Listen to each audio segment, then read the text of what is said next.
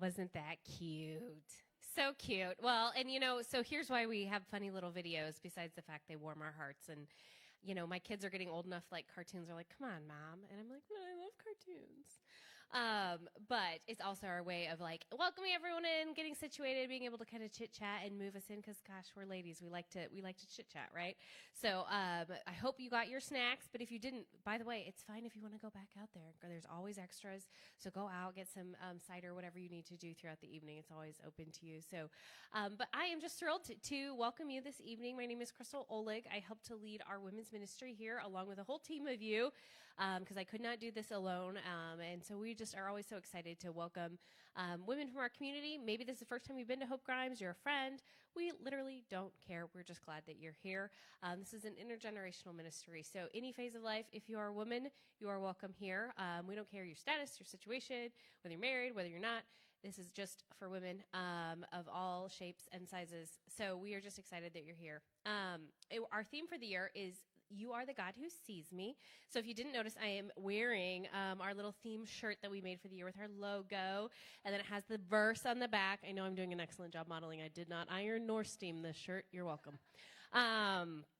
So we do have those out there, and they're only $10. You can use the QR code to buy them. A lot of you have already pre-ordered yours, so you can get those out there because it's kind of just like, I think of it like a team t-shirt, right? Sometimes it's nice, and you don't have to think, and you can wear it when you come to church or when you're out in the community, and it's just a nice way to bring the theme to life throughout the year. So the theme is really all about a couple of things. One is we wanted to go deeper this year, so we did a survey last year, and we said, hey, what all does the community love and want to hear more about? And a lot of that had to do with going deeper in our faith journey. Maybe that's deeper in how we live our faith journey at work, in our important relationships. It was very relational. So we decided to really anchor to the verse from Genesis where Hagar says, you are the God who sees me. And so that's what the theme verse is.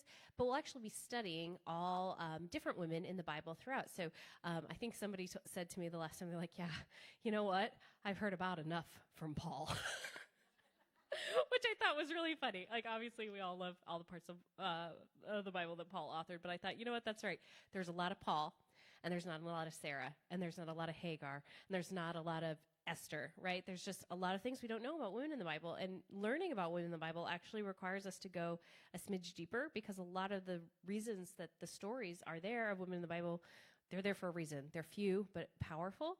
But you also have to have a unique understanding of the patriarchal times they were living in to truly understand the women. So that's what we'll be doing, picking different women throughout our ministry year here. And each speaker will have a theme that pertains to relationships and how God sees us in those relationships. But then we'll also talk about different women in the Bible as well. So we'll be doing that throughout the year. So invite your friends. We're also launching kind of our ministry committees. So we can go on to the next one. So these are the ministry areas that Women of Hope help to support. And I'll just get a quick run through. So we have Bible studies. So we have a Monday evening as well as a Thursday one. I'll talk more about those in a second. But then we're also looking for people who want to start Bible studies. So we have a whole plethora of resources around Hope, both here and through our West Des Moines campus, that are things like study guides and books and DVDs, as well as experienced people who have launched studies before. So if that's something that's on your heart, you don't have to host them even here in our building, although that's available if we coordinate a little bit. You can host them in your house. You can host them at a park. You can host them at a coffee shop. And I will say that's probably the biggest need, that when we ask women, they want to get tied into something that feeds their spirit weekly. So if that's you, but you're not, the times that we have right now don't fit, think about grabbing some ladies around here and putting that together. And we have a whole list of ladies who said, I'm interested in Bible study too, that I have. So I'll be kind of launching all of these ministry areas, Bible studies included, but I have a list of women that might be interested. So if that's on your heart, just please pray about that tonight, because I think it would be so awesome if we could launch like even just one more Bible study to serve our women, because those groups are starting to get big. I think we have 10 to 15 to maybe sometimes up to almost 20 in each of those groups. So they're getting big. So Bible studies is one area, and then we have a couple other committees. So we have social events that helps play in our retreat. We have an idea for a winter event that we might do in partnership with Men of Hope that's sort of centered around partnerships and relationships and marriage. And then we have our Puzzle Rumble, which everyone loves in the spring.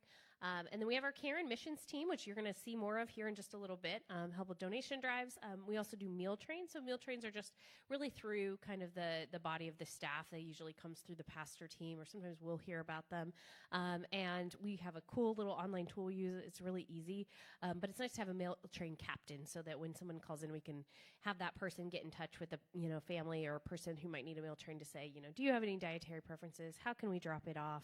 What types of things do you like? Just that sort of thing. So if you're interested in being a meal train captain, we would absolutely love that. You can come see me afterwards if that is something you feel like you might be called to do. And we do all this stuff kind of through the school year. So just so you kind of know, this is like a 9-month type of deal. And then we have a prayer team. So the prayer team is 2 parts. One is you probably all, and if you didn't, you can still get one of these lovely, very fancy pink index cards, because I thought, how can I not get the women's ones confused with the regular ones? And I chose pink. Pink index cards for our prayer requests. So we do the prayer requests at the gathering. We also have a text messaging tool where usually kind of in between every gathering, at least once, we'll try to send out a text message to just ask, how can we be praying for you? Because we want to care for you, not just at the gathering, but throughout the month. And so we have text message prayers as well. And so we have a whole team that's really just women. It doesn't go outside of our group, right? It doesn't even go to the staff at Hope Grimes. And I think it's really powerful that we, coming alongside each other's struggles in prayer is one of the most important things we can do as a women's community here. So that's what we do with those. And then we also have a prayer team that can pray with you. So after the gathering, we'll have prayer partners available, and we have people that are kind of signing up to do that as well. So that is prayer. So in just little instructions on this too, you can just write whatever you want on these. But if you want to maybe hear from someone like, hey, I want you to know we're praying for you, you can put your name and phone number on them too. Completely up to you, but it's a nice way for us to know and care for you in that way. So if you want to do that, we'll pick these up at the end of the night, as well as if you have the sign-up cards that some of you may have done and you walked in, if you aren't already getting our emails and things like that. So we'll collect all those up at the end of the night, and there's also be baskets out in the atrium. You can just drop it in at the end of the night as well. And then the last 2 kind of things are, we just have a general volunteering list. So that's like for us to kind of use as needed. So like if things pop up, typical things are like, help decorate for Christmas. Come help move the chairs in and out, because sometimes we have to do that here. And it actually takes more people than you would think to move the chairs in and out when we have big groups coming in for things like our Meals from the Heartland and different events that we do. And then meal serving. So we actually have a team that's actually part of our hospitality ministry, but it got started by women's ministry because goodness knows we were good at getting stuff started. And Jean Jansen, who's active in our community, helps to support that still. So we serve breakfast in the mornings between kind of our first and second service on Sunday mornings. We actually have another group that's helping to serve dinner on Saturday evening. So those are all the ways you can get involved. And if you're looking at this list and going like, oh gosh, I got my sign up card, or I signed up online just to get the emails and stuff, and I wasn't ready to sign up, but one of those sounds really good to you, come find me, or even, grab another card, put that down on a card and give it to me later. I can always figure that out and get in touch with you. So if you just feel called, I want you to feel like, your gifts are needed here. We have a great community here of people that we can serve. And so if God's calling you to that, we would love that. Moving on, we have our Bible studies. And so our 2 Bible studies, our Thursday one is about to change end of the month. I don't have the exact date. Is somebody in that Bible study who knows what day we're changing? The 17th. Thank you. And they're watching The Chosen, and they're doing it in such a cool way. Karen told me they're going to actually come up here and watch The Chosen movie style, which I think sounds really neat. And I kind of want to come and bring popcorn. So if I pop in, you'll know. Joyce was like, that's fine. We love you. And then the Monday Bible study, also is changing their topic, and that one they haven't announced that one yet, unless someone here knows. Julie said they hadn't quite figured it out. End of the month, though, that one is changing. So you can always just jump into a Bible study for a season. They're usually 6 or 8 weeks long, or you can come all year long. So just to know that. And then lastly, dun dun dun, I'm happy to announce our next gathering speaker and topic. Many of you might know Tracy Kennedy, who used to be on staff here. She is taking a mom break, which doesn't sound like a break. She's just being a mom to her 5 kids, but she is a person with a heart for ministry, no matter what her official title is, and she's going to come and minister to us in November. And she's going to be speaking about raising faithful families and intergenerational ministry. So we're really excited to hear from Tracy.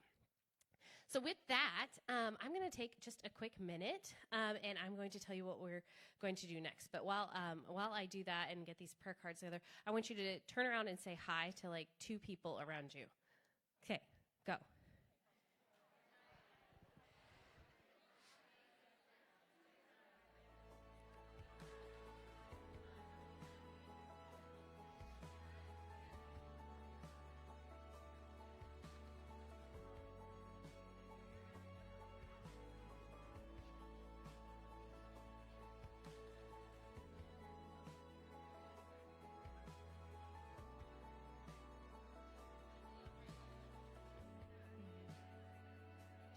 Awesome. I just love to hear everyone's voices.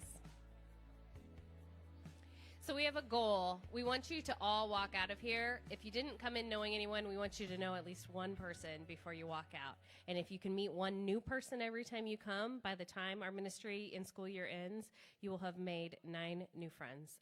So we know that's important. I always need more women to share my heart with. So if you would just bow your head, we'll just kind of open ourselves in a word of prayer. So God, thank you for bringing the women here today. We just know that you have called us to be in this moment.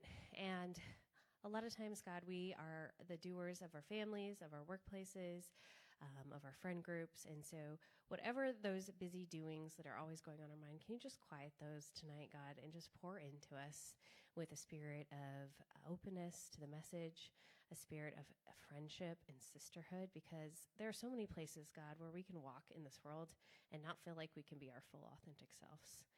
We want to be a church, and we want to be a community of women that says, you can sit with us. We are so glad you're here, and we see you for who you are, and we know God sees you for who you are. So, God, we just praise you tonight, and thank you for the ability to spend the evening together. In your name we pray. Amen. Amen. All right. So next up, we have our mission project. So sometimes we do an icebreaker if this is your first time, and we make the introverts cringe and we make you do something. Sometimes it's meaningful. Sometimes it's funny. Sometimes you have to sing. Not really. Once in a while. But we do have a mission project tonight. So Jean Jansen and Whitney Dunham are our missions team that kind of help serve this group. And so Jean is already out getting stuff ready. So let me just tell you a little bit about what we're doing. So JAPA is an organization that works with churches and other organizations just to help mobilize, help, and support for the homeless. So one of the things we're doing, many of you brought socks and hand warmers in tonight. Thank you. And even if you didn't, that is fine too. We have lots of people that helped and donated. We're going to just make little cold weather care packages. So there's going to be 3 parts to it. There's going to be hand warmers, there's going to be socks, and then we're actually going to write notes to the people receiving those who might be experiencing homelessness at this time, right? Because homeless is not like a label that we use for people. It's just something people might be experiencing, right? So if people are experiencing homelessness, we want to come around them with support. And so JAPA, if you're interested in that organization, you're welcome to go see more because they always have needs. They also have a prayer team specific to people experiencing homelessness, and it serves right here in our Des Moines community, and they have a shelter. So we're just going to get up and go do that packaging, but I'm going to ask you to do something kind of tricky, which is like guess about where I'm going. So about right here, I'm going to try to do about half of us. So I'm going to split like, yes, this row right here. Yes, from like middle, like where Grace is on over. You guys are going to stay in here and write notes. So we're going to come around and distribute notes and pens and just write what's in your heart, right? You can write a prayer. You can just write, hey, friend, I see you in this time, whatever you think they might need to hear in a season of challenge. And then the others of you are going to actually go start packaging those things up. We're going to try to do this kind of quick. So like think like stations in kindergarten, like chop, chop, chop. So that we can make sure we have time for everything. So go on out if that's you, and Jean will give you some more instructions out there on how she wants to see the packaging done.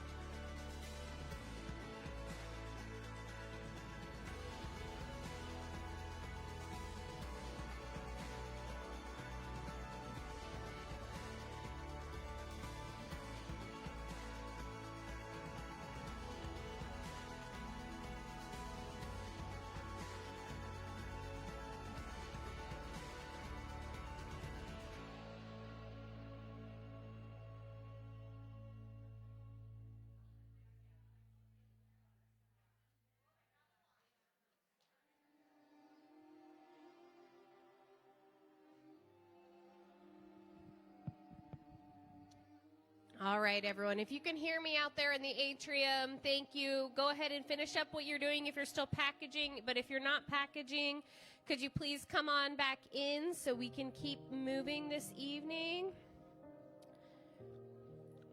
Come on back in. And I just want to take a minute, and I'm going to introduce Hallie, who is here from our Ames campus. Delaney, who is our worship leader, had a little bit of a last-minute emergency with her car, and so Hallie graciously stepped in. You may have seen her here once before, but we're so grateful that she's here to help lead us in worship. So as everyone files in here, we will go ahead, and we can probably stand if you're able, or stay seated if that is the way you love to worship. And we're going to worship together.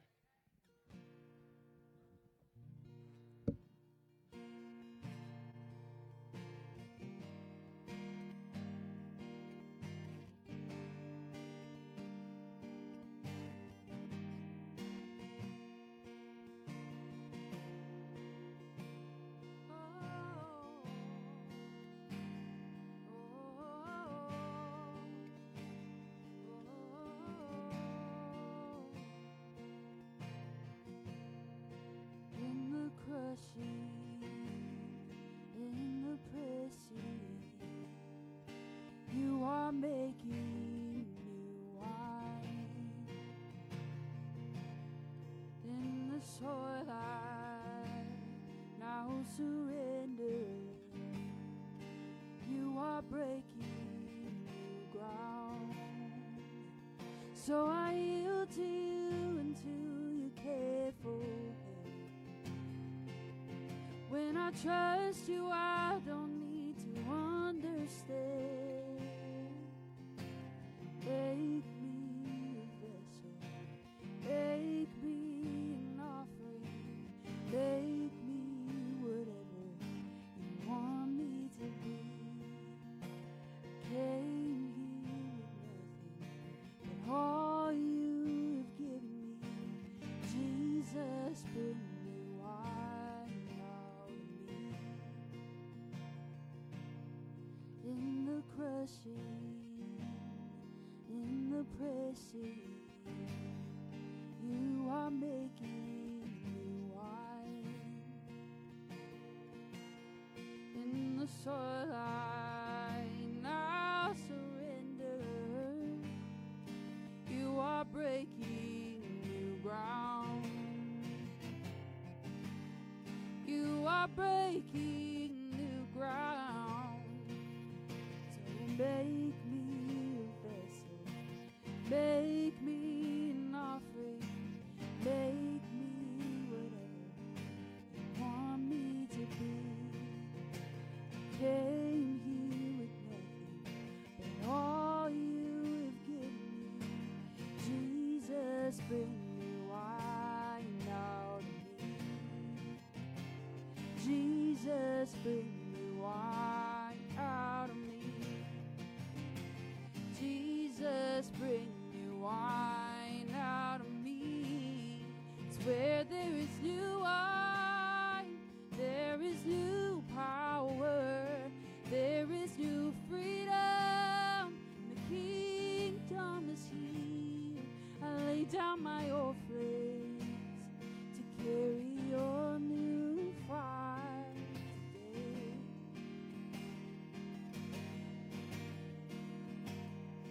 'Cause where there's new wine, there is new power, there is new freedom. The kingdom is here. I lay down my old flames to carry your new fire today.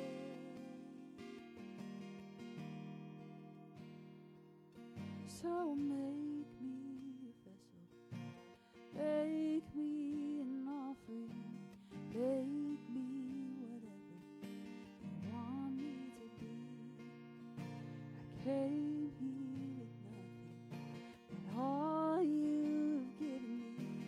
Jesus, bring me wine out of me. Oh, Jesus, bring me wine out of me.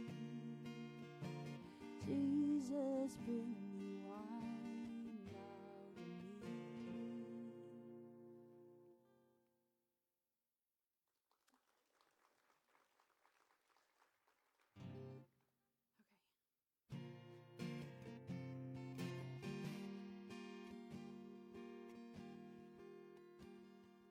Holy, that's who you are. Angels and earth sing a song for your honor. Power belongs to you. Power belongs to you. I can never grow tired telling you your word.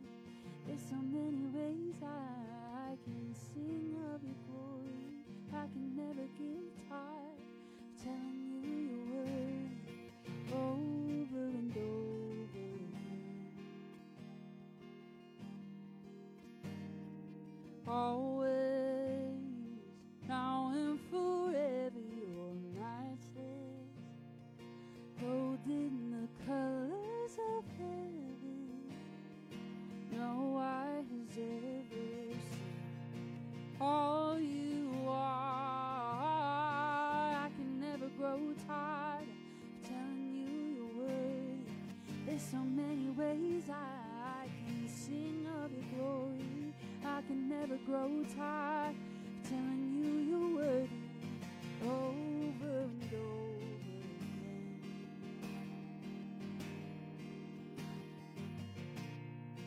Over and over.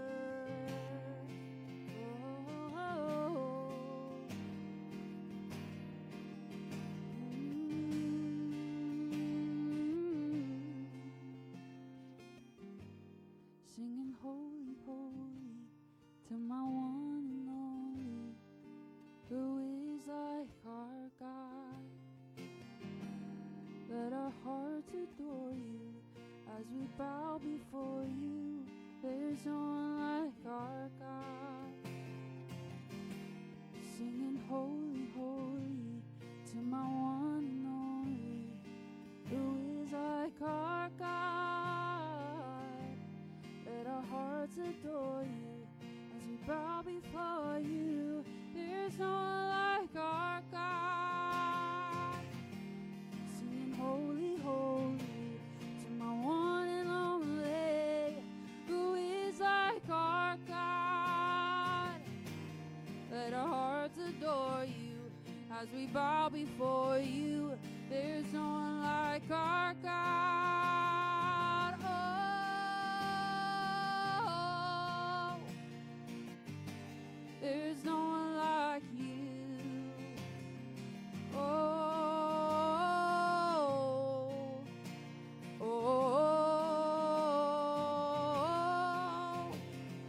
I can never grow tired of telling you you're worthy. There's so many ways I can sing of your glory. Now I will never grow tired of telling you you're worthy. There's so many ways I can sing of your glory. Now I can never grow tired of telling you you're worthy. There's so many ways I can sing of your glory. Now I can never grow tired of telling you you're worthy over and over again. Over and over again. Over and over again. Over and over again. Thank you. I invite you all to pray with me. Heavenly Father, you are so magnificent, so gracious, so loving and kind, God. And as we talk about how you see us, God, help us to see you in every moment, not just today, God, in every single second of every day. Help our hearts to be a little bigger. Help our smiles to be a little grander. God, and just know that your presence We feel it. We know it. We know that you're worthy.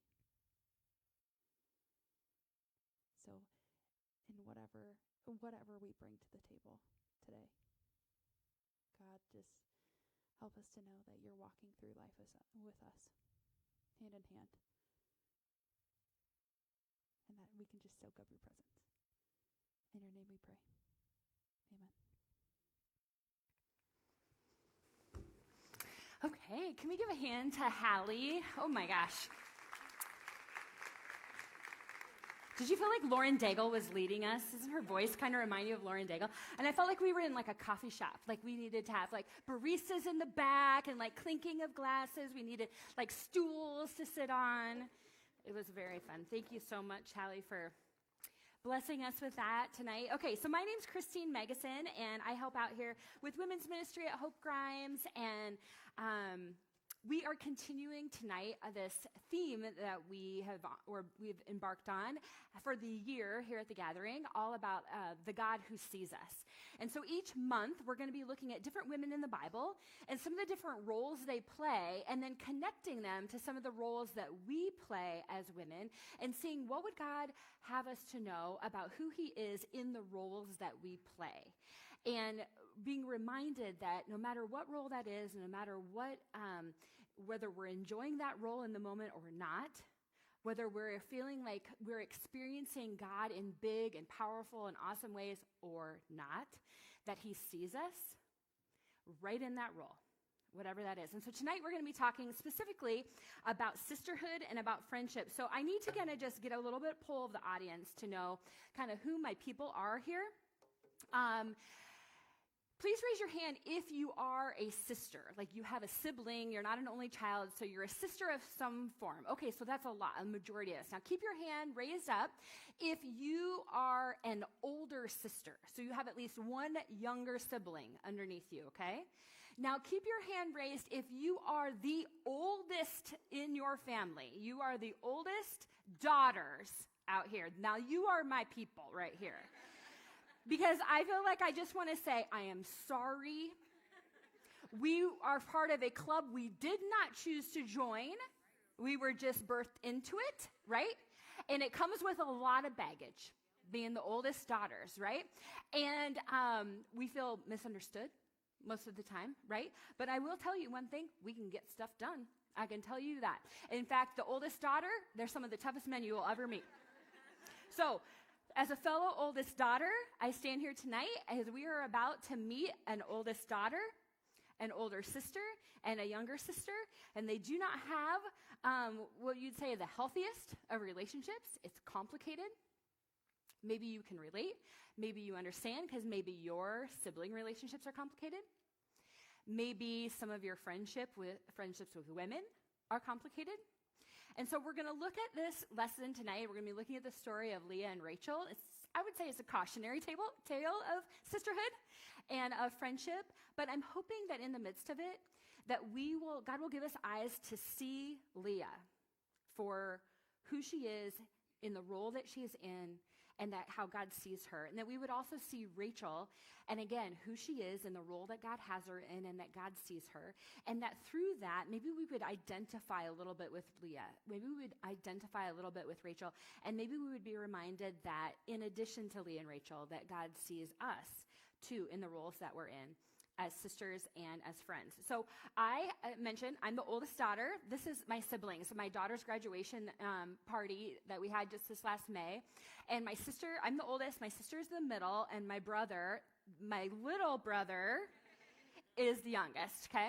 And so my sister is 21 months younger than me. So basically, for my first birthday, my mom found out she was pregnant, and so surprise, yay, she has another kid on the way, and she has my sister. We ended up being 2 years apart in school. But just to give you a sneak peek into our dynamic, I will just say that we shared a bedroom all the way until I went to college. Okay, it's complicated. So, but this is kind of a neat story. So we would be laying in bed, and we'd be trying to fall asleep, right? You know, and so one of the things that we would do is we would tell one another stories. We would just make them up, like just out of our, imaginations. Remember those things? So we would make up stories, and I would always manipulate her to like go first. Well, you're such a good storyteller. Why don't you go first? And she was great. She would tell this story, and it was once upon a time, and it had this elaborate like plot. There were twists and turns that were part of it, right? And she would go through this whole long thing, and as she's talking, and her voice, like, I'm just getting sleepier, and I'm getting sleepier. And then it would just get all the way down to the end, and it was like, the end. And then she'd be like, okay, it's your turn. And I mean, I was so tired that my stories sounded a lot like, so once upon a time, something happened, the end. And she was totally gypped because I was like so tired, just ready to fall asleep. But we would tell these stories, right? And we would do that with one another and shared that room all the way through. I also, as the oldest sibling, tended to do a little Tom Sawyering, if you're familiar. And I would, if we had to do jobs, I would like make a game out of it. But the game usually involved where I didn't have to do any of the work and they got to do all of the work. So if we had to clean up like our playroom, then it was like, I have this fantastic game and you guys are going to compete and I'm going to count. I was like the counter or I was the timer, whatever. I was just sitting off to the side, basically. So this is kind of, what sibling dynamics looked like a little bit. My relationship with my sister was complicated. Now, I don't want you to think that I'm a terrible older sister, because let me assure you, I also repeatedly told my sister she was adopted, so it's fine. I mean, it's not unhealthy at all. I would throw shoes at her in our room. I would sit on her bed when I was mad at her, and I would just like shove her and punch her. So, I mean, it's fine. It was really not complicated at all. But I think that I grew out of it, hopefully. But I will say that that complication in our relationship extended all the way in till I went to college. And maybe some of you experienced that, where maybe sibling relationships were hard until you left. And then you had maybe an appreciation for family and appreciation for your siblings. And you came back and you were like, let's just hang out together. And, they're just like, why? I don't want to hang out with you. I have my friends. Like, who are you? But when I was in high school, I was high achieving. And I was a rule follower. That's a great combo, right? That's a total oldest daughter combo right there. So high achieving, rule following. I did a lot of things well, and I did a lot of things by the book. You could call me goody two-shoes. That would have applied, and I was called that. So let's just say that when my sister entered high school, freshman, as I'm a junior, and then she was a sophomore when I was a senior, she did everything she could, basically, to sort of distance herself from the comparisons of being compared to me. She wanted nothing to do with that. She wanted to make it very, very clear to everyone that she was not me, that she was nothing like me. In fact, that was kind of her worst nightmare, was to be compared to me, which, felt great. In my heart, because, that's what everybody wants, is to be not like you. So let me just say comparisons, right? She wanted to steer clear of the comparisons to who I was, because she was a different person. She didn't want to be compared good or bad to who I was. And maybe you've experienced that in your life, whether it be with a sibling, maybe it's a cousin, maybe it was the neighbor girl down the road who was a few years older than you. Maybe you experience this at work, where you have a coworker that you feel like you're constantly being compared to them and how they do their job and what their role is. Comparisons are around us all the time. And I feel like it used to be that we really only knew what was happening with a handful of people, right? So we really only compared and kind of had a gist of what was going on in other people's lives with a handful. It was the people in our family. It was the people maybe who lived next door or on our block. Maybe if we were good friends with the people in our church, there was a few people that we kind of compared ourselves with at our church. But now, the social media gives us hundreds, if not thousands, of people for us to know everything that's happening with them and everything that's happening in their lives. Or at least everything they want us to think is happening in their lives, right? Okay. So we know that comparison is the thief of joy. We hear that. But yet, gosh, I don't know about you. It's really hard to resist, isn't it? It's such an easy trap for us to fall into and to fall into this. And comparison, it's not new for 2024. It is at the center of our story that we're going to look at tonight with two sisters, older sister Leah, younger sister Rachel. And we're going to look at the story of this complicated relationship and we're going to look about how comparison led to competition in their lives. And then at the center of that was some resentment. And so, again, I said it's a cautionary tale for us. But my hope is that in the midst of it, we'll see Leah and we'll see Rachel. We'll see that God sees them and provides for them. And that is true for us if we find ourselves also in complicated relationships. So let me set the stage. We talked last month, and you'll see kind of up at the top on this screen, you'll see Abraham. And they're basically what we consider like kind of the patriarch and matriarch of our faith and of God's people. So after the floods with Noah and everything, God said to Abraham, I'm going to basically make all of your descendants like as many as the sands are on the seashore, and you will be my people. And so Abraham and Sarah were given this promise, but then it was like 10 years and nothing had happened. And they were already really old, like 90 and 100. And so God is saying this to them, and Sarah thinks it's ridiculous, and she laughs, and then Sarah tries to make it happen on her own because it's been so long since this promise was given to her that God said. And so Hagar was her maid, her slave, and so Sarah basically said, Hagar, you go sleep with Abraham, you go sleep with my husband, and then we will have a son through you. And that's how we're going to get this thing going. Because don't we all sometimes when we feel like we're waiting on something and it's just not going according to plan, what do? Oldest daughters know, we're going to take control. Okay? We're going to take control and we're going to try to make this happen. And that's what Sarah did. And that's what we talked about last month with Sarah and Hagar. And that's where we get our verse, Genesis 16:13, our theme for the year.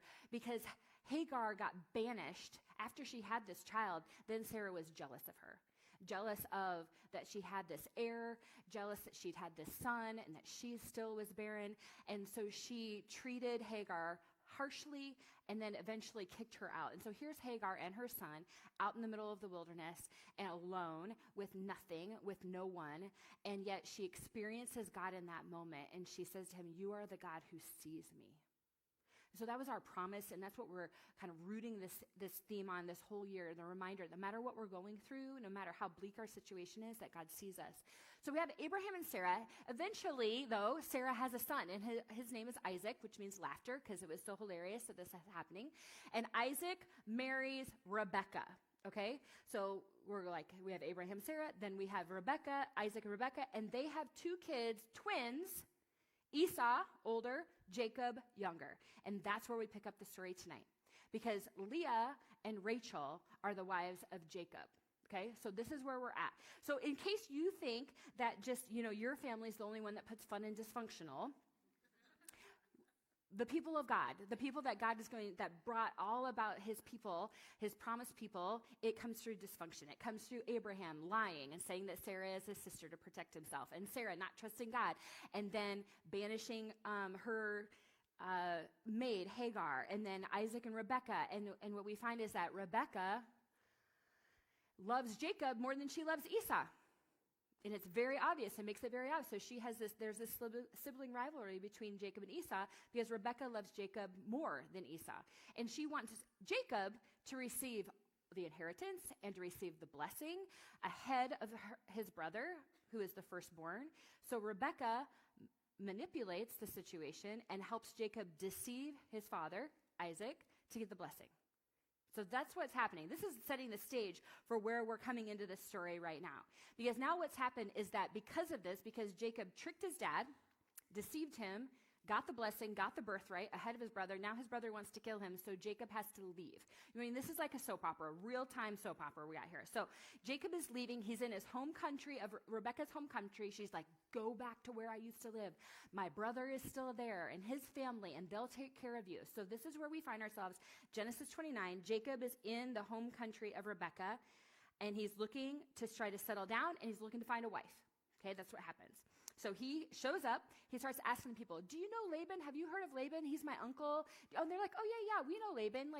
We know him. He's in this town. And they said, in fact, right over there, that's his daughter. And Jacob looks over. He sees this woman. She's out tending the sheep. She's a shepherdess. She's coming to bring them to water. And it's like love at first sight. He sees Rachel. It says he kissed her and basically said, good news, I'm here and I'm related to you. Let's get married. Which is how they did things then. So Rachel goes back and tells her uncle, or her father, who is Jacob's uncle, like, there's this guy that's here. And so Laban then goes out. He welcomes Jacob in. He's like, come on in, be part of our family. You can live here. You're our family. So he's doing that. And after about a month, Jacob has been working for Laban, his uncle, and Laban says, listen, it's not really fair that you're doing all of this work and that you're not getting paid just because we're relatives. That's probably not very fair. So name what you'd like your wages to be. Before he gives an answer, the Bible is like, dun, dun, dun, dun, enter Leah and Rachel. So it's saying this, he asked the question, what would your wages be? And it says, now Laban had 2 daughters. The older daughter was named Leah, and the younger was Rachel. Okay, so we have this enter in. Verse 17, it says, there was no sparkle in Leah's eyes, but Rachel had a beautiful figure and a lovely face. Okay, Bible, comparison. Right? Like this, all we're doing is getting an intro to these fine young women. And it starts with Leah has no sparkle in her eyes, but Rachel has a beautiful figure and a lovely face. Right off the bat comparison. Right off the bat, it's presented to us as here's Leah, ugly, no sparkle in her eyes, Leah. I looked into the Greek, no, Hebrew of this word, and it said that she had like weak eyes, that she had downtrodden eyes. And back in that day, like to have like sparkling, kind of sharp, dark, expressive eyes was really popular. And apparently Leah didn't have that. I'm going to say, yeah, and you know what? Oldest daughter, she did not. She was probably tired, right? Is there a reason why Leah looked a little tired and like the weight of the world on her shoulder? And then Rachel, she's just good to go, like footloose and fancy free here. Okay. This is my older daughter coming out there. Okay. So right away, we see this comparison. And doesn't that happen in our world all the time, though? Right? It's like we don't know what to do to just have 2, like, let's use women example, 2 strong women in an industry and just both succeed. We don't know what to do with that. So we're going to pit them against together. It's going to be Taylor Swift versus Beyonce. Got to pick. Pick one. Got to choose. Or name your other, actors or actresses or celebrities or people in Fortune 500 companies or whatever. We don't know what to do, so we have to, like, compare and contrast. We have to try to size people up and try to figure them out. And then the next step, what we'd love to do is we'd like to pit them against one another. There needs to be beef. That's going to make it a lot more exciting for all the rest of us. So right away, we see this. We see this comparison. Leah has no sparkle. Rachel's beautiful in form and appearance. And we go back to the text, and Jacob says, I will work for, he says Jacob was in love with Rachel. He told her father, I will work for you for 7 years if you'll give me Rachel, your younger daughter, as my wife.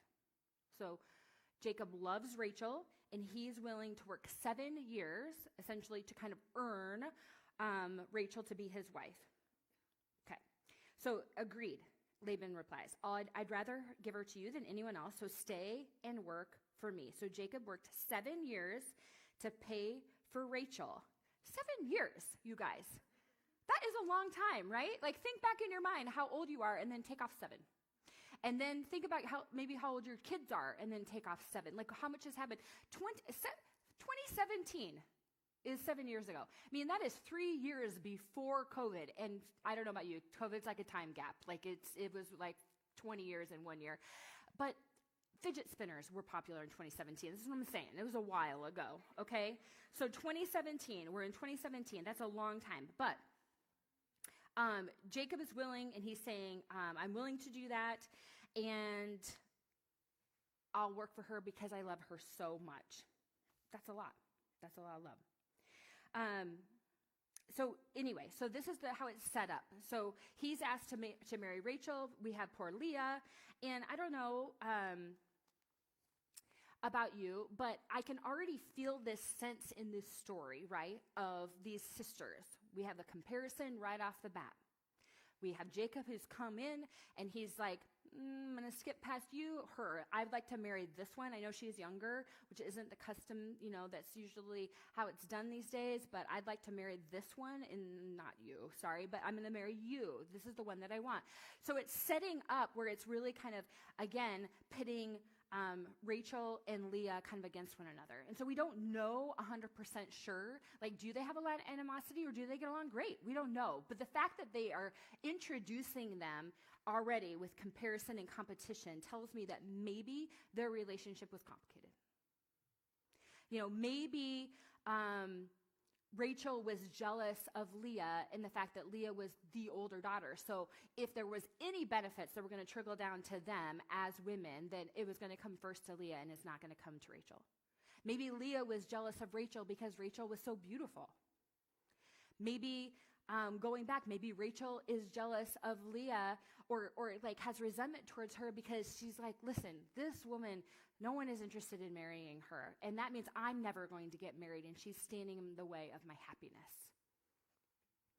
Maybe Leah is just jealous of Rachel's lack of responsibilities because she's not the older daughter. So when going back to my relationship with my sister,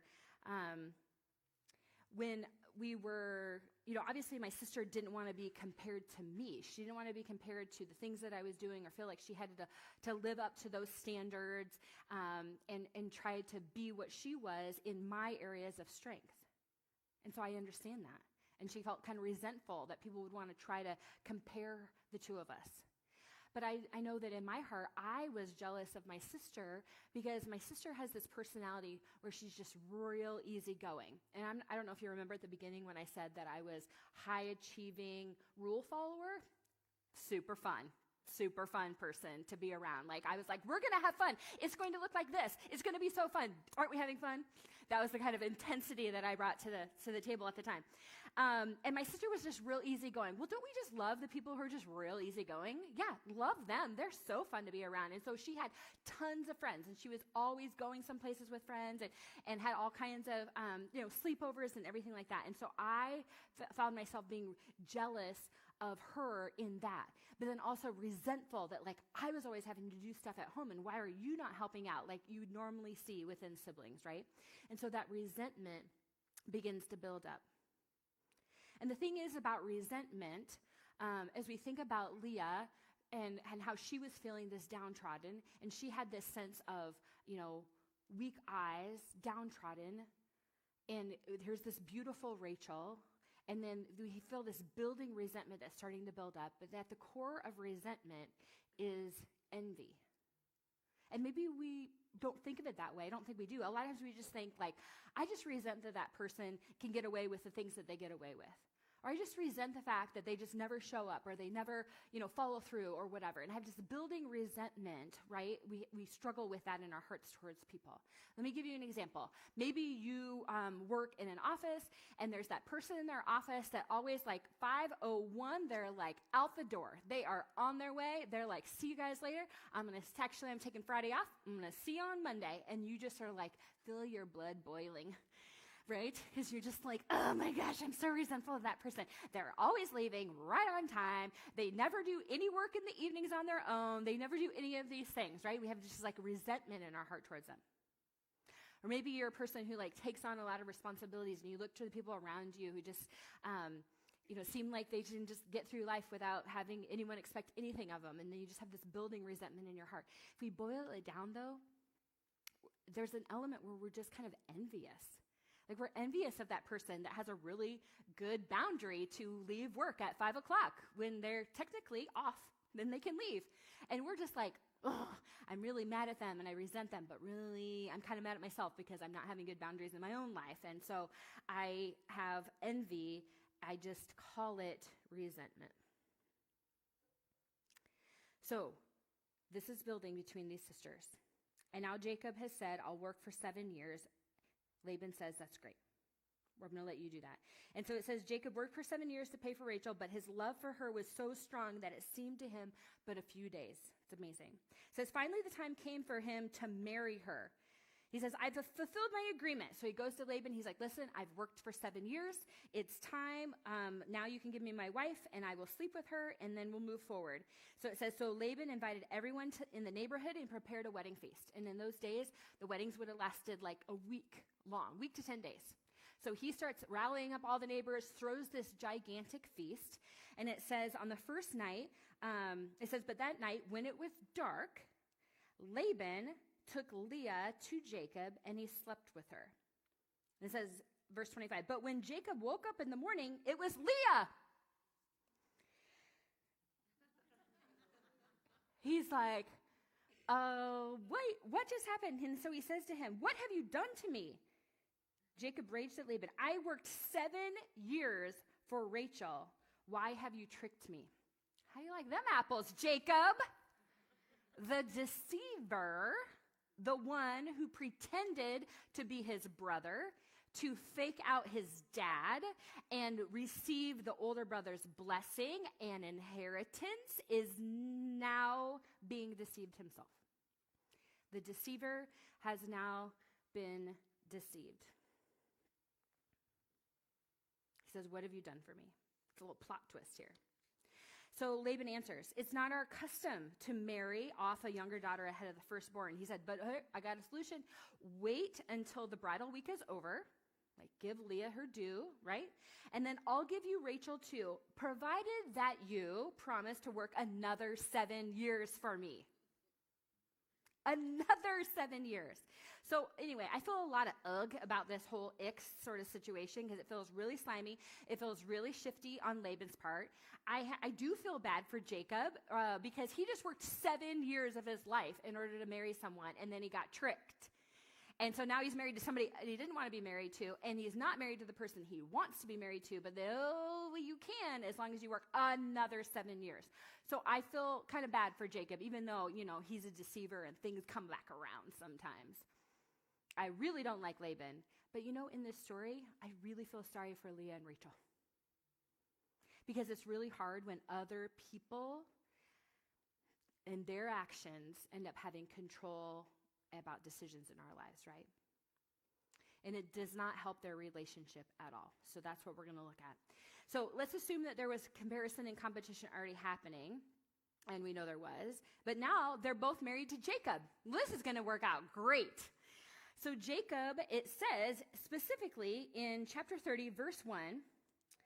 Let me back up. Verse 30 of verse 29. Verse 30, it says, so Jacob slept with Rachel. Okay, so they have, after the wedding week, then it says Jacob slept with Rachel too, and he loved her much more than Leah. It just says it.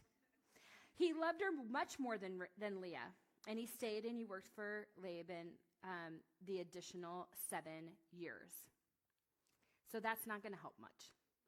It's got to be so hard. I have so much compassion for Leah in the midst of this because basically her husband has only married her because he was tricked into it. He's wanted to marry her sister all along, probably for 7 years. All she heard about was, I'm working, and they would make googly eyes at one another, and just 3 more years we'll be married, in 2 more years we'll get married, and 1 more year we'll get married. Surprise! How horrible that must have felt for Leah. And how such low value she must have felt by her father, that her father didn't believe that she would be able to be married just on her own rights. That only someone who, if they were tricked, would be able to be married to her. There's a lot going on for Leah. There's a lot going on for her and in her relationship then with her sister. And it makes me think about our own sisterhoods and our own friendships and our own relationships. And maybe you can think of a time or you can think of a person where that relationship sometimes feels complicated. Maybe that relationship feels difficult. Maybe it feels like sometimes you're in a friendship with someone and you're not getting their best self because maybe they have a whole lot going on at home, in their family, in their past, in their history that they bring into this friendship with you. Maybe it's that they seem like they just are dominating the conversation, and it's all about them and all about what's going on in their lives, and you walk away and you're like, I don't even think I really even shared anything about myself. And that sometimes that friendship feels frustrating.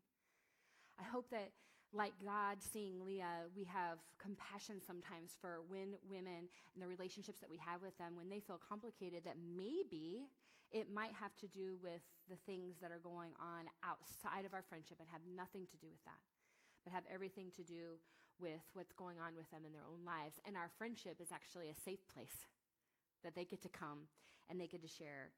And so we see that transpire in this relationship. So we want some light in the midst of this, because all we know now is that Jacob has married to both of them, but he loves Rachel more. Then verse 31, it says, but when the Lord saw that Rachel was unloved, he enabled her to have children, but Rachel could not conceive. So Leah became pregnant and gave birth to a son. She named him Reuben, for she said, the Lord has noticed my misery, and now my husband will love me.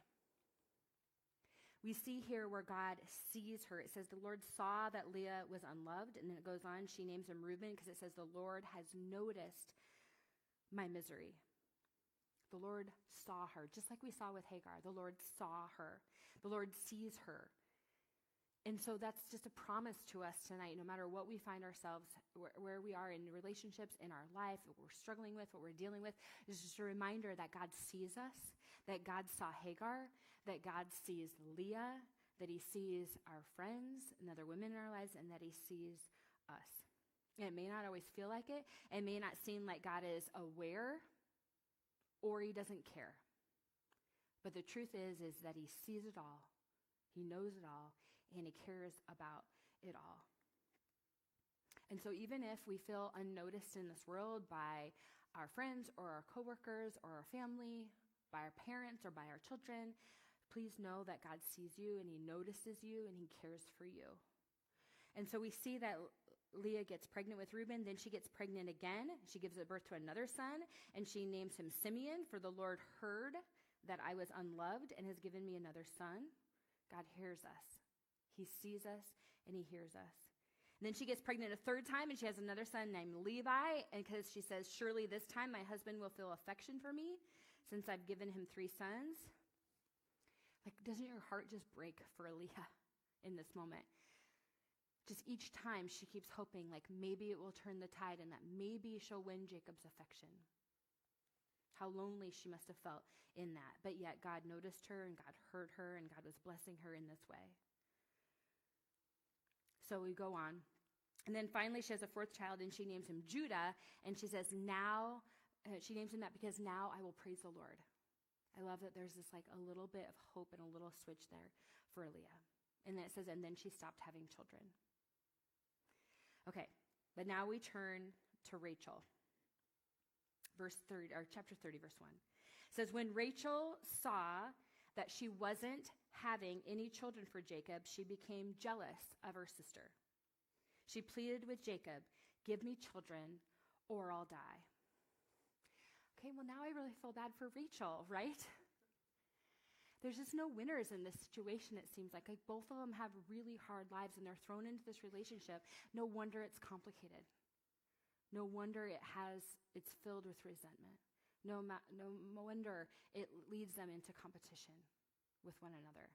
And I know that some of you have experienced and been in Rachel's shoes where you've struggled with infertility, or maybe you've struggled with miscarriages. My sister-in-law, they were never able to get pregnant. And so I know for my husband and I, we always did the best that we could to try to walk really lightly and sensitively when we found out when we were pregnant.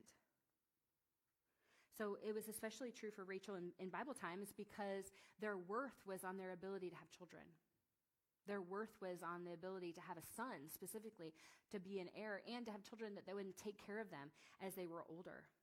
So here's Rachel, and she's so distraught that she is saying, I would rather die. Like the heaviness of that, the darkness and the dark place that she finds herself in, and the depression that she has.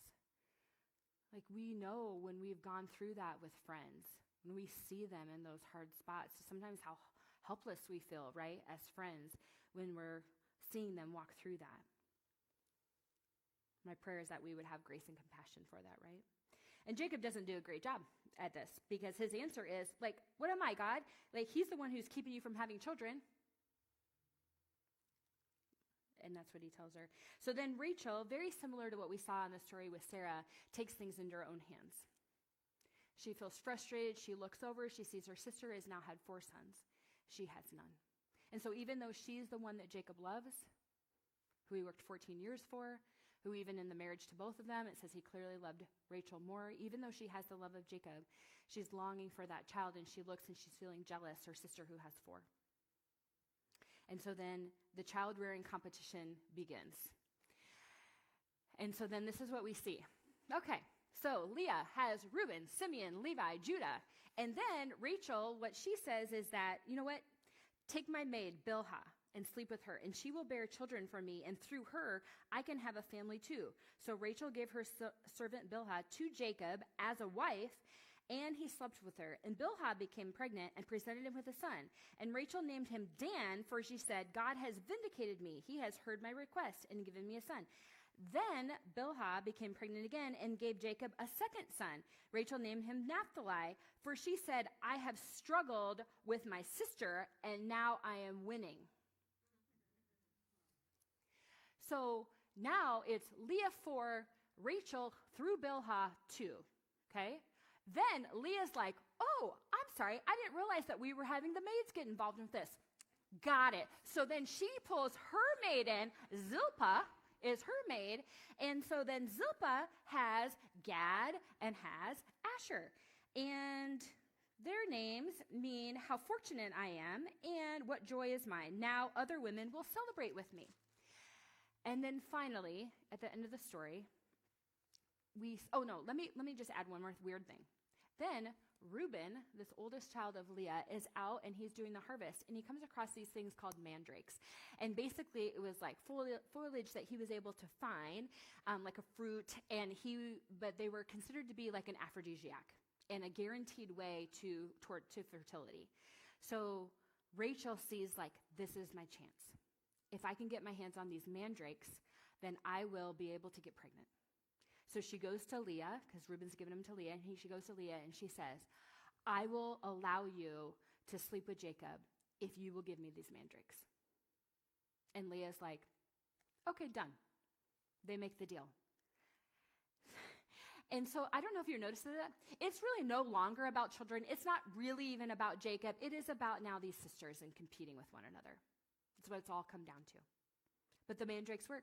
And Rachel gets pregnant, and she has Joseph of the Technicolor Dreamcoat. And then eventually she also has Benjamin. So we have this child-rearing competition because that's what happens. When we start with comparison, and we start to compare ourselves with others, and then we begin to see through others through judgmental eyes, we get frustrated and we get resentful. And then through our resentment, right, it breeds into competition. Well, now I'm going to compete with you. I'm tired of you having the upper hand, and now I'm going to compete. And that's how we see this, why it's a cautionary tale. Because we see that comparison leads itself to resentment, leads itself to competition. And we see how this relationship between these sisters has broken down. And maybe it has in our own friendships at times. Maybe you can look and think in your mind, like, oh, yeah, there's this person, I just feel like I'm competing with them in some way, shape, or form. And guess what? I may not even know them. They might just be an online person that I just see on my phone. But I'm competing with them somehow. And I have resentment towards them because I compare myself with them. And it's this trap that we get ourselves into. I think life is really hard without us doing this, and yet we make it even harder. So the question is what do we do about it instead? Because the key to this is rather than having competition, it's about having celebration as women. How do we celebrate? How do we have friendships that are celebratory between one another? How do we do that? How do we get started in being able to do that? Because it's easier said than done, right? I think it's hard for us to celebrate if we isolate. So I think that's one of the key things, is that when we keep ourselves over here, looking over there at that person, at that group, at that situation, and we're over here and we're isolated, it's easy for us to stay in our bunkers and make assumptions and make judgments about what it is and who they are. But it's really hard when we move in close and we get to know other people. In fact, Abraham Lincoln, he used to say, I don't like that man. I must need to get to know him better. But we don't do that. We're like, I just don't like them. I'm going to spend less time with them if I can. But what if we get close? What if we get to know someone and suddenly those assumptions that we're making about them go away because we realize what it's really true? Or maybe we begin to realize, like, oh, the reason that they're the way they are is because of some really hard things that have gone on in their lives. Getting to know people, I think, takes away some of that competition because we begin to see them as people, and we begin to find that we have more things in common than we have that are keeping us separated, that we're competing against, and that becomes the foundation. Now, you might be saying, like, okay, no, Christine, I like what you're saying, but I've gotten to know this one person that I work with, and they are truly awful. You don't know my sister-in-law? Please, I do not want to be in a relationship with her. This is where I challenge, is that we would pray. Two things.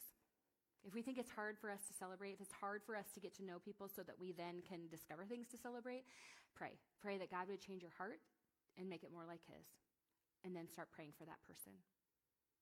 Because I guarantee that God honors those prayers. And when we begin to pray for those people, even if they start off with prayers like, please change them from the awful person that they are, God begins to give us eyes to see, and it begins to change our hearts. So Leah and Rachel, they're not a very good example of friendship, right? Of sisterhood. We see the cautionary tale for us. But Jesus, he was a really great friend. In fact, he reminds us in John 15:15. He says, no longer do I call you servant, for the servant does not know what the master is doing. But I call you friends, for all that I've heard from my Father, I've made known to you. He invites us to come into relationship. He celebrates us. He sees us. He hears us.